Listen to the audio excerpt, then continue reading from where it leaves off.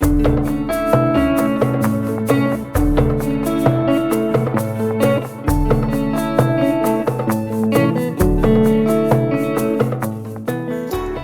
am so excited to see you all after a long time. Last time I saw you, you were in lower school.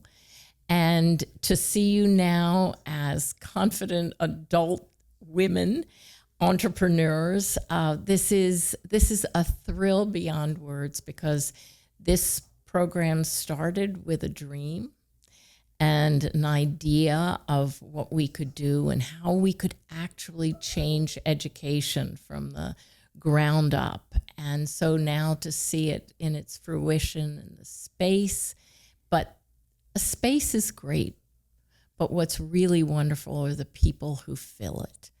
And the fact that you have come here today to talk about your projects, I'm just filled with awe and with pride, and I can't wait to hear about the work you've done. Why don't we begin with Marlee? I have a list of what you've done, but I'm sure it is much more intensive and impressive. So why don't you tell us your story? Hi, I'm Marlee Howard. I am a junior, and I have created an aromatherapy hair brand called Mode of Love. But for some background, as a kid, I have always been really into DIY projects, especially in cosmetics, making hair masks, face masks, and then especially just doing my hair. I've always had my hands in my hair doing braids, twists, things like that. And it's been really fun to do that. But as a middle schooler, I noticed a common pattern was in my generation, and it was that right after having in protective styles, many Black women would put in another set of braids or twists or things like that right after, never letting their hair breathe. And as a middle schooler, I wasn't really sure what was going on. I just followed what people were doing. So I did the exact same thing. And as a result, I have had thinning and damage in my hair that I am still trying to combat to this day. But this experience has also inspired me to create Mode of Love. So in the 10th grade, we were all given the opportunity to create a business of anything that we wanted. And I immediately jumped at the opportunity to create Mode of Love. And so it is an aromatherapy hair brand that is built on healing and nourishing my users' hair, but then also restoring confidence in wearing their natural hair out in public. Because something that I often saw was, or something that I don't see as much anymore, is Black women wearing their natural hair out in public. And I wanted my brand to be something that will encourage Black women to not let the pressures of wearing their hair or styling their hair outweigh the love that they have for their hair. And so this brand is not just about hair, but it's also about creating a new mindset and a mode of love that helps my users celebrate their natural beauty. What a wonderful story. And I can tell you, I grew up in the 60s when Black women and men started to wear their hair naturally. And I always, even as a young girl, I thought it was so beautiful. And I mean, it just was thrilling and to see, and it felt very liberating. So I love that you're doing this. And congratulations. Wow. So impressed. Ayana? Hello. So again, my name is Ayana Banks, and I am a junior in high school. Last year, we got the opportunity to create our own business venture, and I had gone to think about my past in order to bring out something I could make for a business. And so a little bit more about me is that when I was in kindergarten, which means I was 6 years old, I was diagnosed with stage 4 neuroblastoma refractory cancer, which means refractory just means it was going to come back a second time. And I spent almost half of my life inpatient in both the Children's Hospital Philadelphia and Memorial Sloan Kettering Hospital in New York City. And something that I can remember from my journey is that my hospital room was always decorated with Hello Kitty pillows or princess blankets, pillowcases, flowers, everything that young girls would have in their own room at home, I had in my hospital room. And this is what made my hospital stay basically like 100% more bearable. And I can actually really outweigh a lot of the bad memories with the good ones because my hospital room felt like home. And that sounds kind of strange, but it's also a blessing because, you know, not many kids who go through something like that are able to outweigh outweigh the bad with the good. So when we got the opportunity to create our own business last year, I created the Sweet Dream Project. And what we do is we decorate pediatric patients' hospital rooms for their comfort and joy so they can have sweet dreams at night. And what I later found out too was I thought that the hospital room was the one every time who decorated my room. And I had this conversation with my mom a few days after I was pronounced cancer-free in May of 2021. And I had asked her, like, how does the hospital decorate my room? And she had told me that it wasn't the hospital, it was her every time. Yeah. And because we always traveled everywhere to hospital, that means she was carrying extra bags of decorations and extra bags of toys and things to make my room comfortable. So this is when I came up with the Sweet Dream Project, and I want to be able to decorate kids' rooms like my mom did for me. So that is what I'm doing right now, and we've decorated about 7 children's hospital rooms so far of 2025, and I'm actually going to be delivering 4 more next week. That is so exciting. And I remember that room when you talk about it. Yeah. I can honestly see it because I used to drive down to CHOP and mostly sit with your parents and sometimes sit with you, but you slept a lot. Yeah. And I think that if love propels you to good places, you had a lot of love from this community, and heaven knows your family was wonderful. So it's great to hear that. And we'll get back to it because you have some more news about it. Okay. And Blake. Hi. Hi. My name is Blake Jeune. I'm also a junior. And last year, like Ayana and Marley, I had a chance to come up with a venture. I actually decided to do a fashion brand, which is called Glitch World.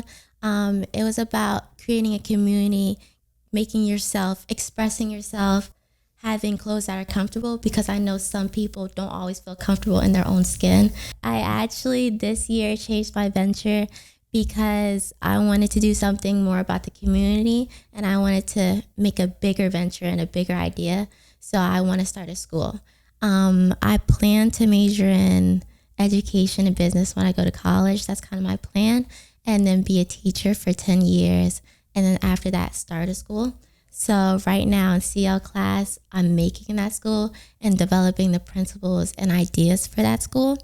It's called Jeune Academy, and I've been going to SCH since 4th grade.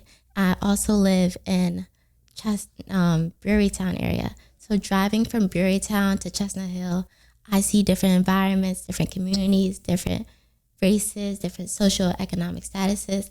And I also noticed that I, going to SCH, was receiving better resources and better opportunities and better a lot of things than other kids. And I realized that's not what I want for the world. And I decided to make my school on providing world-class opportunities and education to Philadelphia kids regardless of race and socioeconomic status. I've been working on that throughout the class, developing the principles for that, the values, and just what I want for the future, because I'm a person who's really about creating a better world and creating better things for better people. But right now, obviously, I can't start a school tomorrow. I can't start a school today. So my next thing next year is I'm going to do an after-school program for kids. And this summer, I'm working with the Horizons program. Oh, sure. And I'm also working with a nonprofit. It's called PAN. If you know what it is, it's Philadelphia Anti-Drug and Anti-Violence Network. And that's just about helping youth and families with drug abuse and violence. So working with those, it's going to help me develop what I need for my school and what I need for the after-school program. And yeah.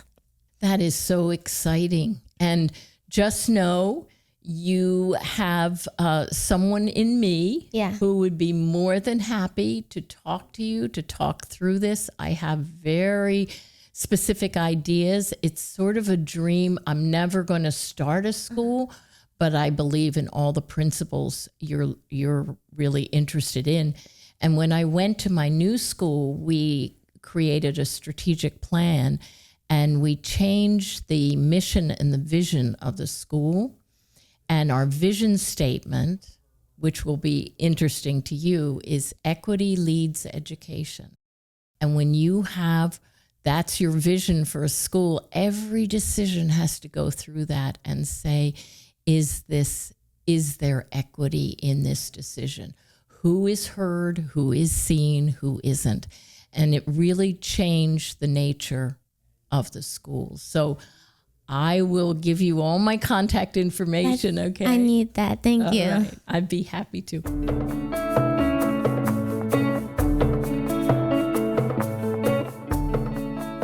Tell me about what you have been doing over these past few days. I know a little bit from Mr. Glassman, but it's pretty exciting. So I can start. So on Wednesday, the three of us participated in a generation field trip. So we went to New York City and visited a bunch of businesses to talk to some of the female entrepreneurs and gain advice and things like that. So we went to JP Morgan, an architecture firm, and then we also visited Google. And it was really amazing to see everything that they have done and just to experience all these jobs that we could go into, that our future could hold. So it was really cool to see all of that. I definitely learned a lot and I gained a lot of advice. There were a lot of panelists that were sharing their experiences and what they were doing, and it was definitely very eye-opening for me.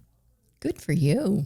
That's exciting. And to add to the generation trip, we actually got the say it so that everybody understands that the her is in it, embedded in it, yes, capitalized. Instead of the word generation, it's right. generation. Yeah.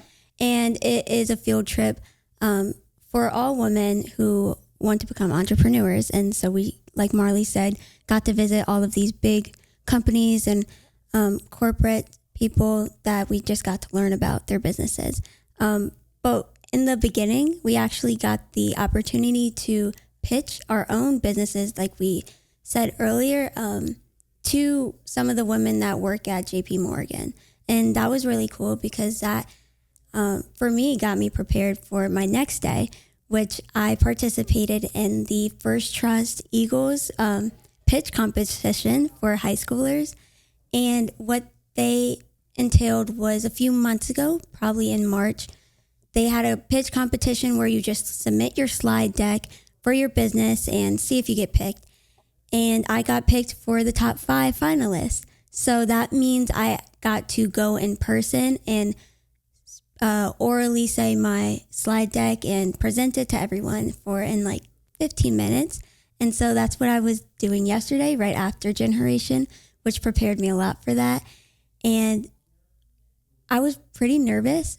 We got to visit the Eagles locker room and we met Swoop, their mascot. And when I finally got up there, I did a really great job because I did a lot of practicing and I actually got the opportunity to win the first place prize. Yeah. I saw it outside in this space. I am so proud of you. First place, in case anybody missed it. In case anyone missed. It was amazing. It was I really worked hard to prepare for this. And not only was the prize $2,500, we get to decorate more children's hospital rooms. And that is literally all we want to do. And like you said, everything goes through our mission. So everything's going through our mission, which is to just decorate more hospital rooms. So this pitch competition got me to continue my vision and mission. And so I want to continue doing things that are going to keep decorating more hospital rooms. So exciting. Congratulations. Thank you. Congratulations. I am really happy for you, Ayana, by the way. That is really nice that you won first place. Like Marlee and Ayana said, for the generation that we did Wednesday, that was really fun for me. I love getting to hear others people's opinions and advice just on how they got to where they are. I think that tomorrow, or not tomorrow, but Monday, we're going to make emails and connections to the people who could help us and give us advice. And also for the pitches that day, that was my second time really pitching my company or Jeune Academy to people. And it was really refreshing. It was really nice to put my idea out there and let people hear it who never heard it or who didn't hear it in class. And I got feedback and it was really nice. And also, I'm not the best public speaker. So just having it, just doing it and feeling confident in it and doing good, it really felt refreshing to me. Well, it's really important to do hard things, isn't it? And what I want to say, which is so impressive, it makes me so proud. I can't take credit for you because I left so long ago, but I'm going to anyway. Because this is what I noticed. I am so impressed with the way you spoke about your projects. You are articulate, and you also don't shy away from your success and for the things you do well. And that is so refreshing. And you know how hard it is sometimes for women, particularly women who are my age or even younger, not to use a lot of expressions of, well, I wasn't sure, or maybe, and you didn't use anything. You had no qualifiers in talking to me. You had nothing but your best assertive selves, and that is fabulous. I am so proud of you. Thank you.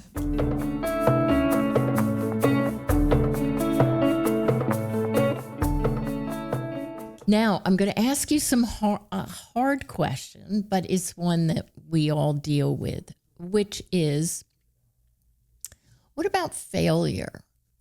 Have you learned through this work how to fail forward or how to fail better? People talk about it. It's still, what happens when there's, and I won't even call it failure because it isn't, but when you have setbacks, what are the tricks you use? How do you pick yourself up and push on? Or how do you say, I'm not going to do that now. I'm going to move on to something else?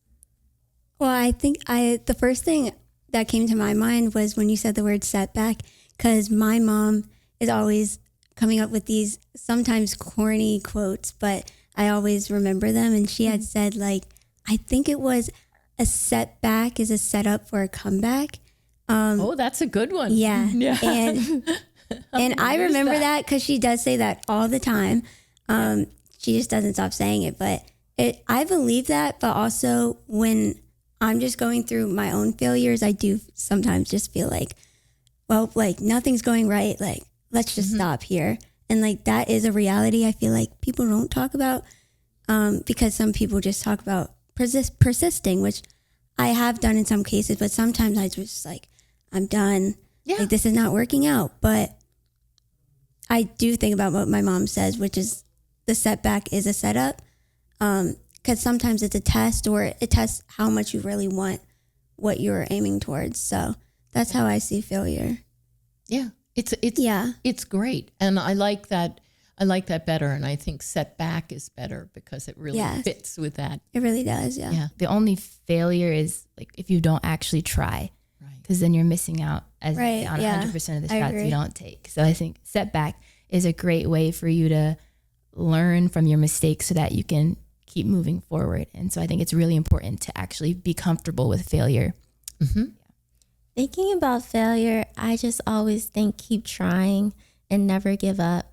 I feel like sometimes if I don't get something or if I'm mad about something, I never have to dwell on it because I always know there's going to be another opportunity for me, and there's always going to be another thing that I can succeed on and do my best in, because maybe this just wasn't for me and I could just keep going in another position.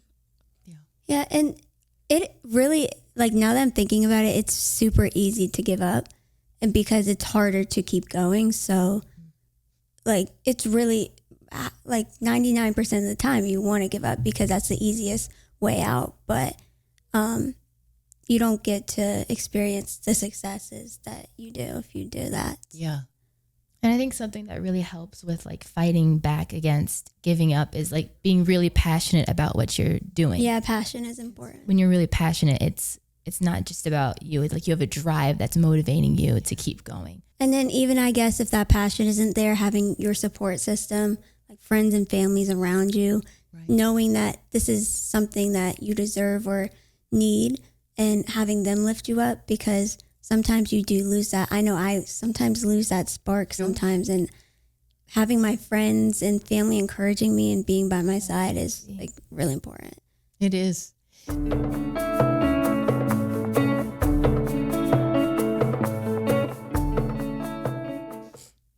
When we started this with an idea, you know, the table that's out in front, that the right, first table you see, yes, that was the first piece of furniture we brought in for this. Wow. Yeah. And it was made from a tree that had to be taken down on the property. Yeah.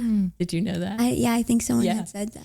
And so that became sort of emblematic of I love trees anyway. And I think repurposing a tree that had to be taken down because it was sick. And then I thought, come back, live here.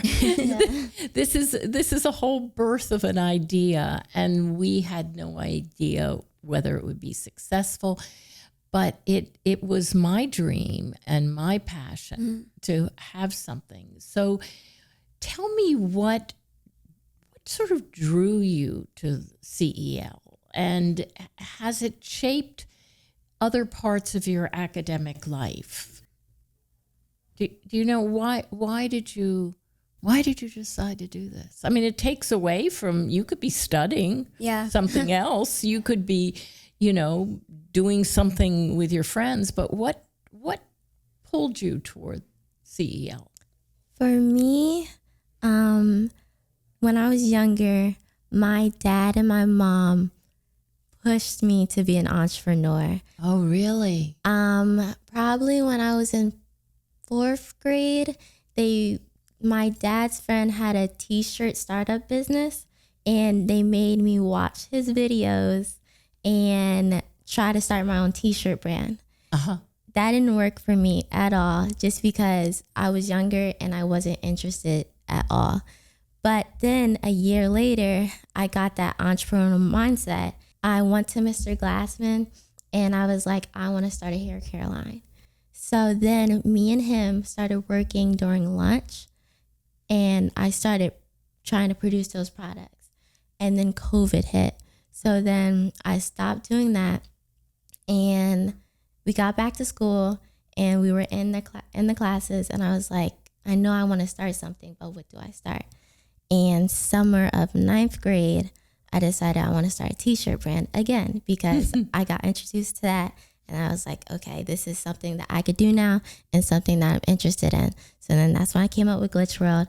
But at that time, I was thinking of so many other things, like starting a digital art museum, and I think something else that had to do with the community. And then this year is when I really got that mindset, like, I can do something by myself for people, and I can do something for the community with that mindset that I have. So that's what I wanted to do, Jeune Academy, and then the after school program. So really that entrepreneurial mindset, I feel like, was always instilled in me. Mm-hmm. I never really wanted to work for somebody. I always knew that. So I kind of think that's where I got it from, really my parents, because they both work for themselves. They're both entrepreneurs, and I see how they do their day-to-day life. They don't have to sit at a job and be bored. They enjoy their job. So that's kind of what instilled in me, and I want to do. You know, I always loved the idea of it for students, but it wasn't until I retired 2 years ago that I wanted to do something where I didn't work for anybody and wanted to be I've thought, here I am interested in entrepreneurship, and yet I've never really, except I always thought I'm sort of an edupreneur, because I love new ideas for education. But that's when my daughter, who is her own boss because she's a writer, we decided to do a podcast, which was a risk. And taking a risk is fun, exciting, exhilarating, and scary, right? Yeah. So tell me about your journey as an entrepreneur. I think since, as you know, I've been here since pre-K, and we start taking CEO classes as early as we can. So I'm pretty sure that was Right. second grade Yeah. is when we start CEO classes. So I started taking those second grade, and then I would do it every year. And then middle school, we got a little bit more of a choice, but I kept with CEO. And my entire just lower school life was my parents owned their own business. They still do. Yeah. And they work together. So that was all I grew up with, knowing that they own their own business when I didn't know what a job was, because I thought it was just you own your own business. So that was already instilled in my head. And then the second was just that I was always trying to figure out things that I saw on TV and make it a reality. I was trying to make robots and make these AI things or these cars. I was always trying to do something so for Christmas I would get these tiny little robot toys or an iPad with these like coding games so I could just try and practice that.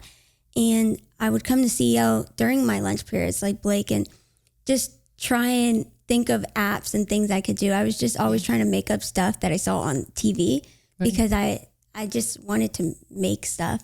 And then that's finally when I got into high school, when I realized like I can make an actual brand. But throughout my entire middle school and lower school life, I was really into the just creative, making impossible things type of mindset. And then I also grew up around, again, like since my parents own their own business, my mindset was like, I don't work for people. I never liked when people told me what to do. Yeah. Even when my parents told me what to do, I always listened, but I didn't like it. And so I realized like, yeah, I'm like my parents. I want to make my own business. Yeah. And I always, even when people ask me like, what do you want to be when you grow up? I said an entrepreneur. I didn't really know what it meant, but I knew my parents were that. So I just said it because I don't want to work for other people. I get it. I get it.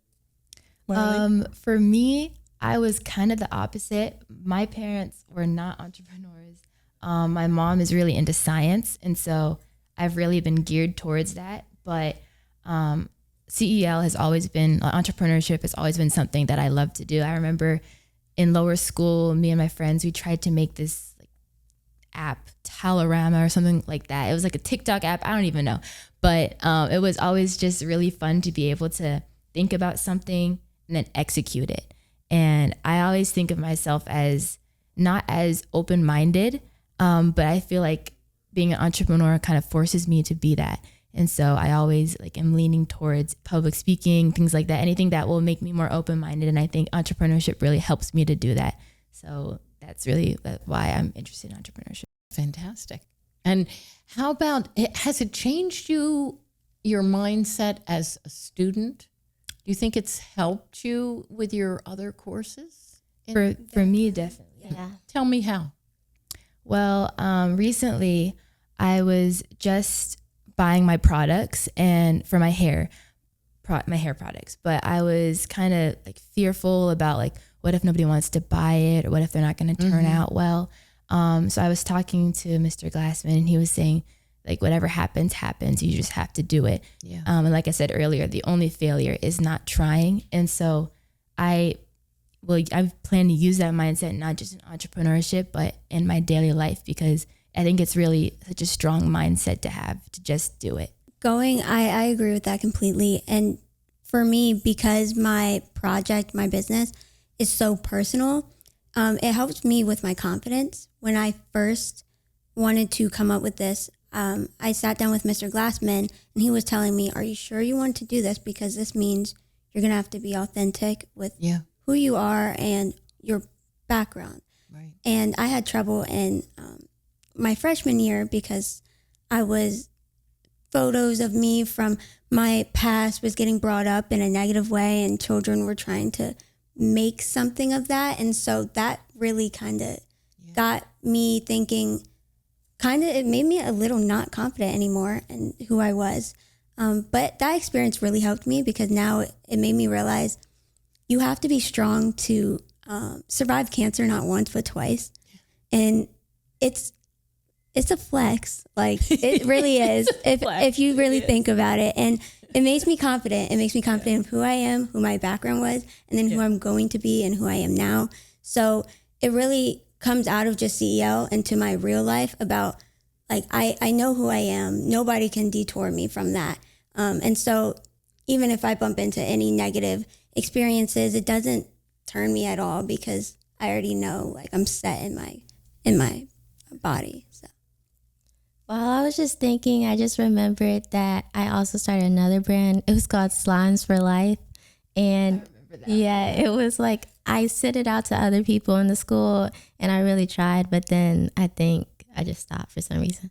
But for the question, CEL, I feel like it's a very rewarding feeling. In 10th grade, me, Ayana, and Marley all won rewards. Yeah, I won the Da Vinci Creativity Award for Glitch World. And then this year, we talk about things that have to do with everyday life. I think we just learned principles the other day. What were they? I remember, like, the one where it was how you run a business. So, like, I forget. Whether you work together or, like. I forget the principles, but I used them in class. Good. Just for, like, a greater discussion. And, like, everybody was like, ooh, and I was like, okay. So I feel like CEL does implement in my everyday life, just because the things that I learn here, I take outside of the class and I use it every day. And, like, just talking with my dad sometimes about his things, we can connect now on financial terms. Good. And he uses big financial words. So I'm just like, okay, yes. I think we've come to the end of your time, and you need to get some lunch. I don't want you to not have that opportunity. But before you go, I want to say this has been one of my most wonderful experiences doing this podcast. I am so proud of you and proud of what you've achieved. It makes me feel, you never know what happens to students after you leave. And now I have a little taste of who these wonderful girls are. You represent the school well. And what I want to promise you is, if I can help in any way, you reach out. You can call me, you can email me, you can do whatever you want, but I want to stay in touch, and I want to hear about your lives and what you're doing. And you're going to be heading off to college, so you have to let me know where you'll be. Yes, definitely. Will you do that for me? Yes. Okay. Yes. Thank you so much. Thank you. What a treat it has been for me. I am so grateful. Thank you. Thank you so much for having us. It's my pleasure.